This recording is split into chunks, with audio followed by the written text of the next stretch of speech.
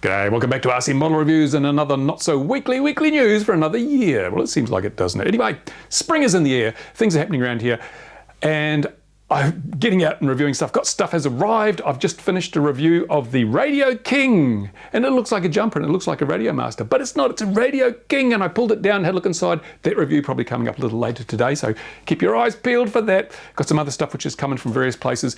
Shipping is an issue at the moment. It's still taking, DHL is pretty good. About a week. If you send stuff to me by DHL, it takes about a week to get here, which is great. And Fatshark contacted me last month, second week last month, and said, would you like to review the new, SharkByte?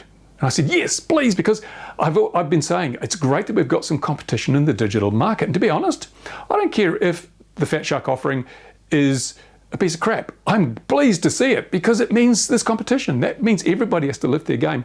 But from what I've seen, Mark in Australia has done a few videos and it's looking pretty good. And it's interesting because it is a different tech. It is, I won't say it's better or worse than DJI, it's different to DJI. So I was very keen to get my hands on it and have a look and perhaps see the benefits, the strengths, the weaknesses. And so they said, would you like us to send you a set? I said, yes, please. And I said, but be careful because at the moment, DHL is the only carrier, and perhaps Toll, FedEx, you know, the major carriers that have their own planes coming and going, they're the only ones that can deliver into New Zealand because our borders are closed. So if you're going to send it by any other carrier that doesn't have its own transport network, it'll take forever.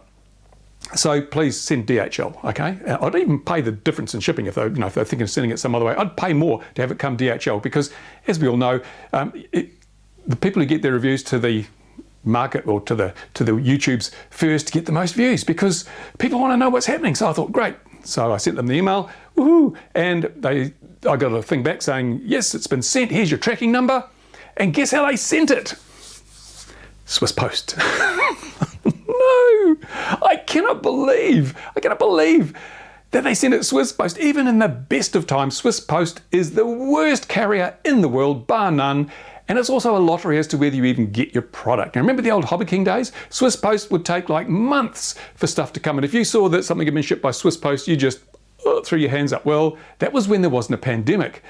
And now there is a pandemic. Swiss Post doesn't have its own freight network. It just uses normal other networks, which at the moment are just not operating because of the pandemic. So I watched the tracking information.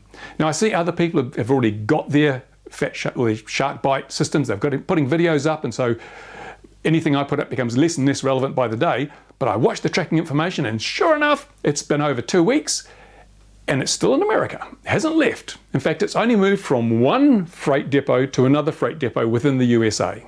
It took an entire week to move from one side of one of those freight depots to the other side of that freight depot. Swiss Post is the pits. Do not ever send me anything via Swiss Post. What are they called now? They've got another name. I'll put it down here. I can't remember what it is. I think they rebranded because everyone knew they were such crap that no one was using them. So they changed their name, Ascendia or something. So yeah, so I don't expect to see my Fatshark system this side of the new year. If then, it may be well into next year before I get to see that, by which time everyone will have made their purchase decisions and it'll be totally irrelevant. So what a waste, Fatshark. It's not an indictment on the product. It's not a, no, I mean, the product, as I said, it looks really, really promising and really different from the DJI system. But why send me something if I'm not going to get it until everyone's already made their purchase decisions? It makes no sense. They don't listen. I did specifically outline in the email, please send it by DHL or a major carrier. They sent it Swiss Post. Anyway, so that's one day I'll be looking at the Fatshark system, which is a shame, but it'll get here eventually, I hope. Otherwise, it'll just disappear into the big black hole that is Swiss Post. And one other thing, if you've been watching my XJet channel, you'll know that I'm about to have a summer of fun. And to do that, I'm going to be going out flying in all sorts of weird and wonderful places. And I'd like to fly sub 250 gram craft, if at all possible, for safety reasons. You know, I've got a little bit of a problem with regulators at the moment. So if I keep it sub 250, I can claim this is very low risk, and then they're more likely to leave me alone. So if you're a distributor, retailer, manufacturer, whatever, and you've got some small craft, you know, around this 250, maybe a bit over, but I'm looking for things with long endurance. I want to use some quads with good endurance because I want to be able to fly, you know, reasonable sort of distances and stay out for enough time to get some good video. So if you've got a quad or a fixed wing that you think would be applicable, I'd like to review it. And I'd like, more than that, I'd like to review it on this channel and then use it on my XJet channel so that every time I go out and make a video, people see what I'm using. They're more likely to buy it. If I'm using it and I'm finding it to be a really good product, people will probably be more likely to buy it. Look what happened with the AXN all those years ago when I was flying the AXN and they just blew up. So yes, please look at that. And if you want to send me a product to review, I will get straight onto that. And more than just review it, I will use it on my other channel. Of course, XJet gets lots of views, gets lots of people watch it. It's got nearly as many subscribers as this channel. And what else? The other thing I wanted to talk about too, yes, while I'm here, is the new long-range, low-latency 2.4 gigahertz module systems that are coming in now. We've got the Fatshark Ghost, we've got the Tracer from TBS, we've got the FlySky, whatever it is, it's a number of some kind, and these are all LoRa, well, they appear to be, or tout themselves as long-range 2.4 gig systems, and it's really interesting. It's interesting where we're going there. I think the market has kind of stagnated a bit. There's not been a lot of movement, not a lot happening, not a lot of new stuff happening in the market for some time. So manufacturers have seen an opportunity to create a product that they think will open a new door and invite people to come and buy more product. And I have to say that at 2.4 gigs long range, it seems attractive, or low latency if you're racing. I can't tell the difference, to be totally honest, between S-Bus and Crossfire and anything else, just regular FreeSky and Crossfire. I'm too old and slow. It takes me an hour to eat my breakfast in the morning. So these things are not the sort of thing that are going to affect my life, but a lot of people are really keen on buying them. And I know Paweł Spachowski, I can't say his name, he's Polish, I think. Is it foreign? Foreign, yeah.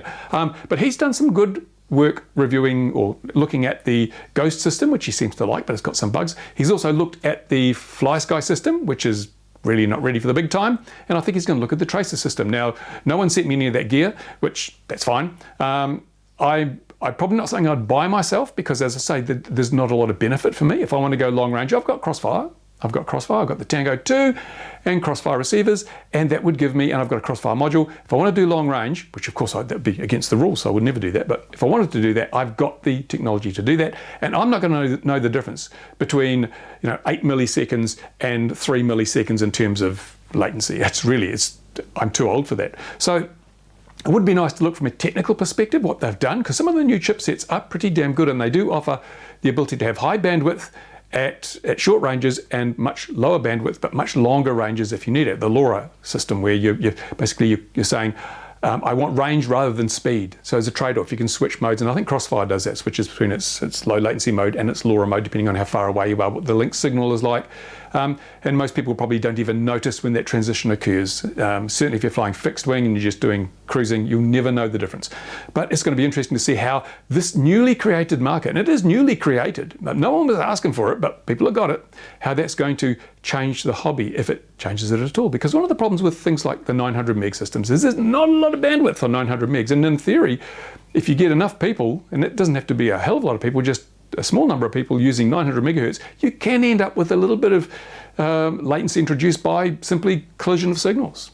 So if you had a really busy race situation or something, there is the potential, I'm not saying it happens, but there's a potential for that. 2.4 gigs, you've got over 80 megahertz of bandwidth to use, so you can cram a lot in there, especially if you're running at very low bit rates over a long distance.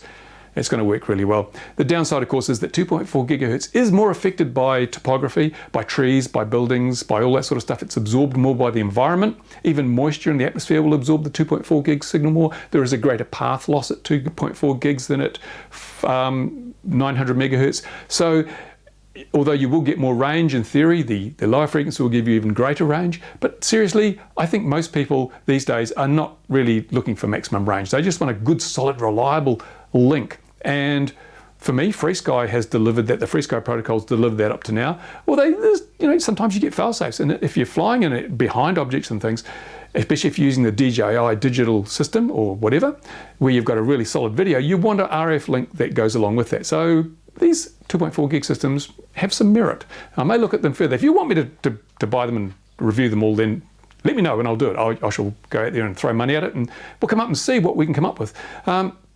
But it's all early days at the moment. Anyone buying a product now, be aware that there are bugs, there are limitations, they are not finely honed, but thanks to the fact you can upgrade firmware, that'll disappear in no time. So that's it, bit of a ramble, bit of a rave, bit of a what's happening. And as I say, if you've got a product you want showcased or reviewed here and showcased on XJet that's suitable for my flying around in weird and crazy places, then drop me a line and we'll hook up and we'll get your product out there in front of the eyes of dozens of people who watch my channel. There you go. Right, so it's a crappy day today. I'm back to the edit table in a moment when I've left the studio. So keep your eyes out. Videos coming up on this channel pretty quickly over the next few days. Thanks for watching, guys. Bye for now. Oh, thanks to my Patreon supporters. You make it all possible.